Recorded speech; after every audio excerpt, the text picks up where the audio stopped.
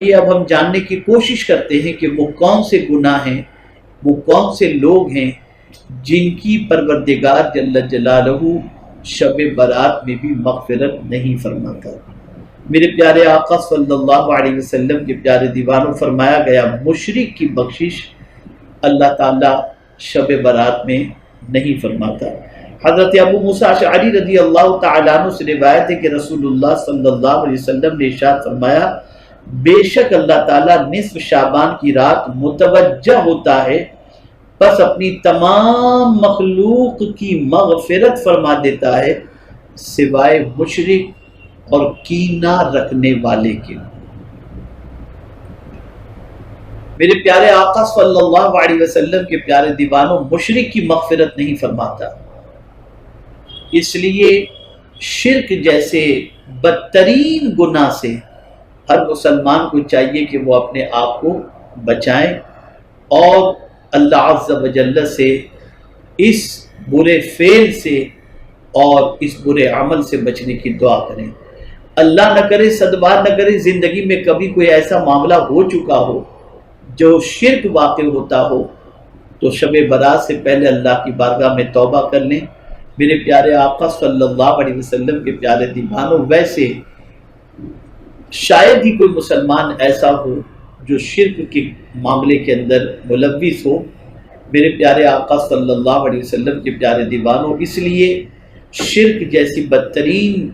بیماری اور شرک جیسے بدترین گناہ سے ہمیشہ بچتے رہنا چاہیے۔ اللہ تعالیٰ آقا کریم صلی اللہ علیہ وسلم کے صدقہ و طفیل شرک سے بچنے کی توفیق نصیب فرمائے۔ تو شرک ایسا گناہ ہے جس کی پروردگار جل جلالہ شب برات مغفرت نہیں فرماتا۔ اور اسی کے ساتھ کینہ رکھنے والے کی، اب کینہ کیا ہے، پہلے کینے کو تھوڑا سا سمجھیں۔ میں جب اسے ایکسپلین کروں گا تو ہر آدمی اپنے دل کا احتساب کر سکے گا کہ کینہ کیا ہے، کیا اس کا دل کینے سے بھرا ہوا ہے یا نہیں ہے۔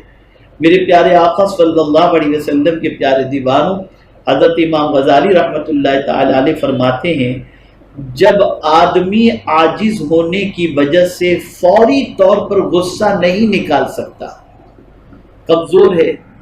کسی نے انسلٹ کیا، کسی نے برا بھلا کہا، کسی نے بے عزتی کی، کسی نے ڈانٹ ڈپٹ کی، اب وہ اتنا کمزور ہے کہ فوری طور پر غصہ نہیں نکال سکتا، تو وہ غصہ باطن کی طرف چلا جاتا ہے، یعنی دل کی طرف چلا جاتا ہے، اور وہاں داخل ہو کر کینہ بن جاتا ہے۔ یعنی کینہ کس طریقے سے بنتا ہے، فوری طور پر غصہ نہیں نکال سکتا تو پھر وہ باطن کی طرف چلا جاتا ہے، اور باطن کی طرف جانے کے بعد وہ کینہ ہو جاتا ہے۔ اب کینے کی وجہ سے ہماری کیفیت کیا ہوتی ہے تو آپ محسوس کریں اور اس کے بعد خود احتساب کریں کہ کیا یہ بیماری ہمارے اندر ہے۔ تو اس کے بارے میں امام غزالی رحمۃ اللہ تعالی علیہ فرماتے ہیں کہ کینے کا مفہوم یہ ہے کہ کسی کو بھاری جاننا، اس سے نفرت کرنا اور دشمنی رکھنا، اور یہ بات ہمیشہ ہمیشہ دل میں رکھنا۔ کینہ کسے کہتے ہیں؟ کسی کو بھاری جاننا، یعنی کسی سے ایسی نفرت ہو جائے کہ اس کا تذکرہ ہو تو دل بھاری ہو جائے اور اس کی نفرت ہمیشہ کے لیے دل کے اندر پیدا ہو۔ تو آقا کریم صلی اللہ علیہ وسلم فرماتے ہیں کہ شب برات کوئی شخص اپنے ذاتی معاملات کے سلسلے میں کسی مسلمان کے لیے دل میں کینہ رکھے تو اس کینہ رکھنے والے کی بھی اللہ تعالیٰ مغفرت نہیں فرماتا شب برات کو۔ اسی لیے آقا کریم صلی اللہ تعالی علیہ وسلم نے اس رات خاص طور پر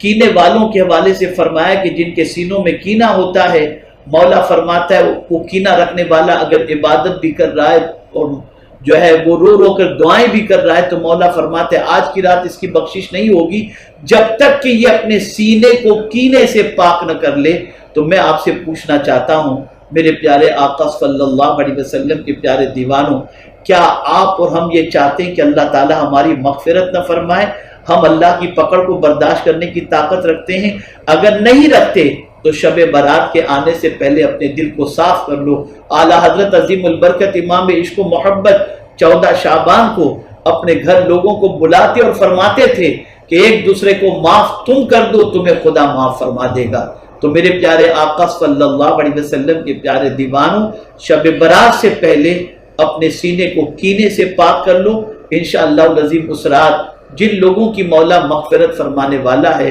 اس میں انشاءاللہ ہمارا بھی شمار اللہ تعالیٰ فرما دے گا۔ تو کینہ بہت خطرناک چیز ہے۔ اسی طریقے سے آقا کریم صلی اللہ تعالی علیہ وسلم نے ایک اور مقام پر ارشاد فرمایا، حضرت عائشہ صدیقہ رضی اللہ تعالی عنہ فرماتی ہیں کہ رسول اللہ صلی اللہ علیہ وسلم نے فرمایا میرے پاس حضرت جبرائیل امین علیہ السلام آئے اور انہوں نے کہا یہ 15ویں شعبان ہے اور اللہ تعالیٰ اس رات بنو کلب کی بکری کے بالوں کے برابر لوگوں کو جہنم سے آزاد فرماتا ہے، البتہ مشرک، عداوت رکھنے والے، رشتہ داری توڑنے والے، کپڑا لٹکانے والے، والدین کے نافرمان اور مسلسل شراب پینے والے کی طرف اللہ نظر رحمت نہیں فرماتا۔ رشتہ توڑنا یہ اتنا بڑا گناہ ہے کہ اس مبارک رات اللہ تعالیٰ رشتہ توڑنے والے کی طرف نظر رحمت نہیں فرماتا۔ میرے پیارے آقا صلی اللہ علیہ وسلم کے پیارے دیوانوں ایک حدیث سماعت فرمائیں کہ رشتہ کاٹنے والا اور رشتہ توڑنے والا حضور صلی اللہ علیہ وسلم کے نزدیک کیسا ہے؟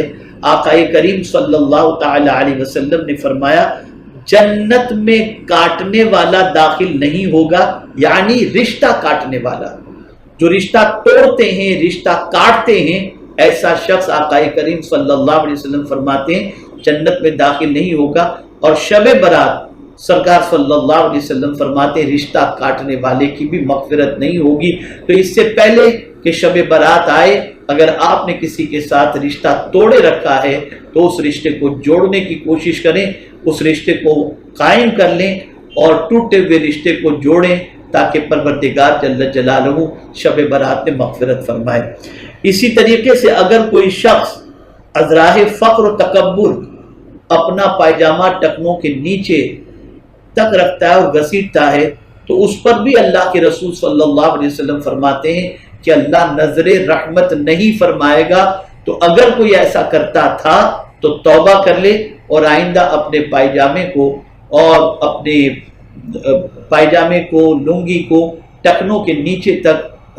دراز کرنے کی کوشش نہ کرے، اور آج تک کیا تھا تو اللہ کی بارگاہ میں سچے دل سے توبہ کر لے۔ میرے پیارے آقا صلی اللہ تعالی علیہ وسلم کے پیارے دیوانوں، اسی طریقے سے والدین کے نافرمان کے لیے بھی آقا کریم صلی اللہ علیہ وسلم نے فرمایا اس کی بھی مغفرت شب برات میں نہیں ہوتی۔ اگر آپ نے آج تک ماں باپ کو ناراض کیا ہے، ماں باپ کی نافرمانی کی ہے، ماں باپ کی دل آزاری کی ہے، اور آپ شب برات جاگ جاگ کر رو رو کر دعائیں کر رہے ہیں اور سمجھ رہے ہیں کہ اللہ تعالیٰ مغفرت فرما دے گا، تو میں آپ کو بتاؤں پیغمبر رحمت صلی اللہ علیہ وسلم نے فرمایا ماں باپ کو ناراض کرنے والے یا ماں باپ کو تکلیف پہنچانے والے یا ماں باپ کے نافرمان کی اللہ شب برات میں مغفرت نہیں فرماتا۔ تو شب برات کے آنے سے پہلے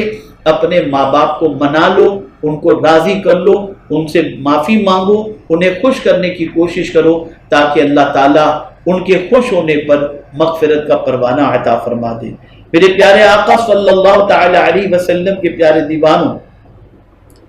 اسی طریقے سے آقا کریم صلی اللہ تعالی علیہ وسلم نے ارشاد فرمایا اللہ کی لعنت ہو شراب اور اس کے پینے والے پر۔ تو آپ اندازہ لگائیں رسول اعظم صلی اللہ علیہ وسلم نے شب برات جن لوگوں کی بخشش نہیں ہوگی ان میں شراب پینے والے اور شراب سے تعلق رکھنے والے سے مراد یہ ہے کہ جو شراب کا کاروبار وغیرہ کرتے ہیں ایسے لوگوں کی بخشش نہیں ہوگی۔ تو شب برات کے آنے سے پہلے اگر اس جرم کے اندر گرفتار تھے تو اللہ کی بارگاہ میں توبہ کر لیں اور یہ کام چھوڑ دیں تاکہ شب برات جن لوگوں کی اللہ عز و جل بخشش فرمانے والا ہے ان بخشش پانے والوں کے اندر ہمارا بھی شمار ہو جائے اور اللہ تعالیٰ ہمیں بھی بخشش کا پروانہ عطا فرما دے۔ اسی طریقے سے آقا کریم صلی اللہ علیہ وسلم نے ایک اور مقام پر شب برات جن لوگوں کی بخشش نہیں ہوگی ان کے بارے میں فرمایا کہ اللہ تعالیٰ 15ویں شعبان کو اپنے بندوں کی طرف متوجہ ہوتا ہے اور کینہ پرور اور قاتل کے علاوہ تمام بندوں کی بخشش کر دیتا ہے۔ قتل یہ جرم عظیم ہے، بے گناہ کسی کو قتل کرنا، اس قتل کے عوض کے اندر شب برات اللہ تعالیٰ مغفرت نہیں فرماتا۔ تو اللہ نہ کرے، صد بار نہ کرے ایسا کوئی جرم جو اللہ عز و جل کے عذاب کو دعوت دے، ایسے جرم سے بچنے کی ہمیشہ کوشش کرنی چاہیے۔ تو قاتل کو بھی چاہیے کہ اللہ عز و جل کی بارگاہ کے اندر توبہ کر لے۔ میرے پیارے آقا صلی اللہ تعالی علیہ وسلم کے پیارے دیوانوں، اسی طریقے سے آقا کریم صلی اللہ علیہ وسلم نے ارشاد فرمایا، جب 15ویں شعبان کی رات آتی ہے تو ایک منادی ندا دیتا ہے کوئی بخشش کا چاہنے والا کہ اسے بخش دیا جائے، ہے کوئی مانگنے والا اسے عطا کیا جائے۔ تو اس رات جو بھی بندہ جو کچھ طلب کرتا ہے اسے عطا کر دیا جاتا ہے، سوائے زانی اور زانیہ اور مشرک کے، یعنی جو زنا کرنے والے ہیں یا جو زنا کرنے والیاں ہیں، ان لوگوں کی اللہ تعالیٰ اس رات مغفرت نہیں فرماتا جس رات بنو کلب کے بکریوں کے بالوں کی تعداد کے برابر اللہ اپنے بندوں کی مغفرت فرماتا ہے۔ اب اگر کسی سے زنا سرزد ہو چکا تو اسے چاہیے کہ شب برات سے آنے سے پہلے سچے دل سے توبہ کرے اور آئندہ اس جرم عظیم اور گناہ عظیم کی طرف جانے سے اپنے قدم کو بچائے۔ یاد رکھیں، بہت سارے لوگ یہ کہتے ہیں ہم نے شب برات بہت دعائیں کی لیکن ہماری دعائیں باب اجابت سے ٹکراتی نظر نہیں آتی۔ تو میں یہ سمجھتا ہوں کہ جن لوگوں کی دعائیں قبول نہیں ہوتی، کہیں ان کی فہرست کے اندر ہمارا نام بھی تو اللہ نہ کرے شامل نہیں۔ اگر اللہ نہ کرے 100 بار نہ کرے، لیکن اگر شامل ہو تو ہمیں چاہیے کہ ان سارے جرم سے، ان سارے گناہوں سے سچے دل سے پہلے توبہ کریں اور پھر اپنے رب کی بارگاہ میں شب برات خوب رو رو کر اپنے لیے، ساری امت کے لیے اور رسول گرامی وقار صلی اللہ علیہ وسلم کے غلاموں کے لیے مغفرت کی دعا کریں۔